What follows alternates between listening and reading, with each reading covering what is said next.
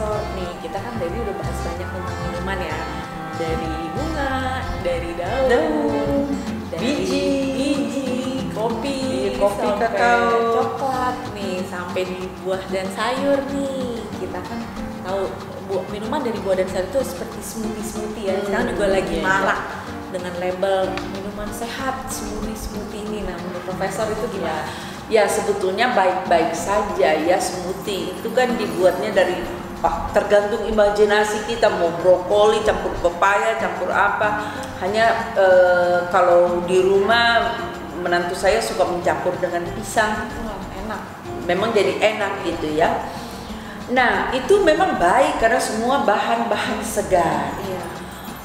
Tetap utuh. Kenapa? Karena tidak ada yang dibuang, semuanya hanya bentuknya saja. Dari bentuk pisang, mangga, brokoli, semua dihancurkan menjadi bubur ya, menjadi seperti bubur. Jadi hanya bentuknya yang berubah, tapi komponen yang ada di dalamnya itu tetap sama. Jadi ya walaupun dia berbentuk sebagai bubuk, sebagai bubur, dia tetap makanan utuh, alami, segar ya, karena baru ditaruh terus langsung diminum. Baik-baik saja.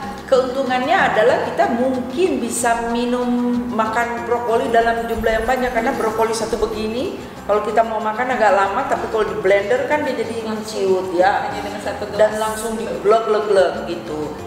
Nah hanya harus hati-hati karena biasanya namanya juga minuman, orang suka kepengen tambahin manis-manis gula pasir. Hati-hati, nanti begitu gula pasir masuk. Gula pasir ini ya memang kita sebaiknya idealnya tidak makan sama sekali ya, cuman kan tidak mungkin dari mana-mana juga ada gitu. Jadi seperti saya sudah sering katakan, kita simpan berasa manis ini untuk buah-buah saja. Jadi kita agak bebas makan buah karena kita sudah tidak makan gula pasir ya.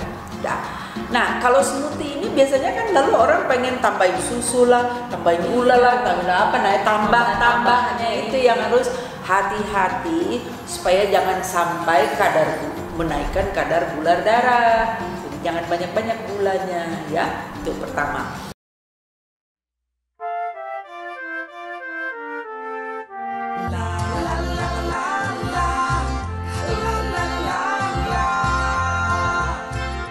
Ayo sama-sama kita kerja, jangan lelah, ayo kerja yang kau bisa. Ayo bersama bergerak maju, selalu manis sertakan Tuhan. Kedua, tetaplah mengupayakan untuk mengunyah. Jadi dalam kondisi darurat tertentu ya itulah daripada tidak sama sekali ya. Tapi selama kita masih bisa membeli yang utuh dan berbentuk ya, dipotong-potong aja dan mengunyah, kita harus mengunyah. Penting sekali. Apalagi untuk anak-anak ya, anak-anak karena kurang mengunyah itu hubungannya dengan otis itu besar sekali ya. Sekarang datanya banyak. Nah, mengapa mengunyah? Karena ketika kita mengunyah, rahang ini, otot ini bergerak, kita sudah senam mulut. Itu satu ya, kita hentikan ya. Kedua, ketika kita mengunyah air liur keluar. Kalau kita tidak mengunyah, air liur tidak keluar, kelenjarnya tidak bekerja, lama-lama dia mati. Udah, jadi kita agak kesulitan gitu ya. Dan kelenjar itu kan mengeluarkan enzim antibody. Ya, jadi itu antibody juga keluar di kelenjar, aktif gitu. Sayang sekali kalau tidak keluar ya. Nah itu kemudian rasa. Jadi si buah dan sayur itu komponen bioaktifnya banyak sekali. Komponen bioaktif yang ribuan banyaknya ini bisa menstimulir syaraf-syaraf yang ada di mulut. Di mulut kita, di lidah, ribuan tuh syarafnya di lidah tuh ya. Nanti senyawa-senyawa ini menyentuh syaraf-syaraf yang ada di lidah, kita bisa merasakan manis, enak, sensasinya beda dengan kalau kita cuma gelek dan kalau kita mengunyah, sensasinya beda ya.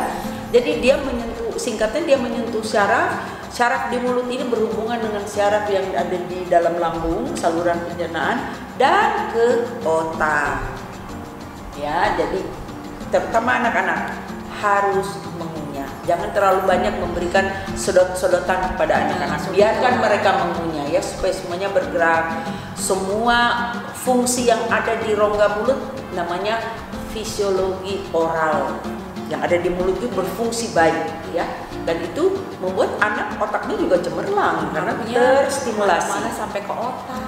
Iya, ya, jadi mengunyah itu sampai ke saluran pencernaan, syaraf saluran pencernaan memberikan sinyal bersiap-siap untuk menggiling gitu ya. Dan yang di otak ini juga bersiap-siap untuk menerima sensasi rasa asam kah, rasa durian kah, rasa pisang kah, rasa apa kah.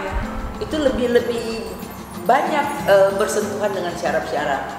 Jadi syaraf terstimulir. Manfaat yang sebegini banyaknya di mengunyah bisa hilang kalau kita main telan terus main telan mari gitu. Sobat Ayoma, kita harus rajin mengunyah gitu. Atau bawa aja di kotak, dipotong ya, potong-potong di kotak kalau bisa sebaiknya dikunyah-kunyah. Ya, jadi memang badan ini harus diurus. Nggak bisa dibiarkan begitu saja, harus diurus, disayangi. Oke, mari Sobat Ayoma, hari ini kita telah membahas jenis-jenis minuman yang begitu banyak, dari bunga, daun, kopi, coklat, sampai buah dan sayur bentuk smoothie. Nah, tapi perlu diingat minuman ini hanya sebagai tambahan. Sobat Ayoma perlu memperhatikan porsi makan sehat yang harus tetap menjadi inti makanan kita. Itu yang harus kita perhatikan, isi piringku, dan minuman ini hanya sebagai tambahan. Sobat Ayoma bisa membuat minuman seduh-seduh di rumah, juga jika ingin yang instan di kemasan boleh juga, namun waspada dan baca dengan teliti komposisi di setiap kemasan minuman yang akan dikonsumsi, dan Sobat Ayoma dapat memilih mana yang lebih baik.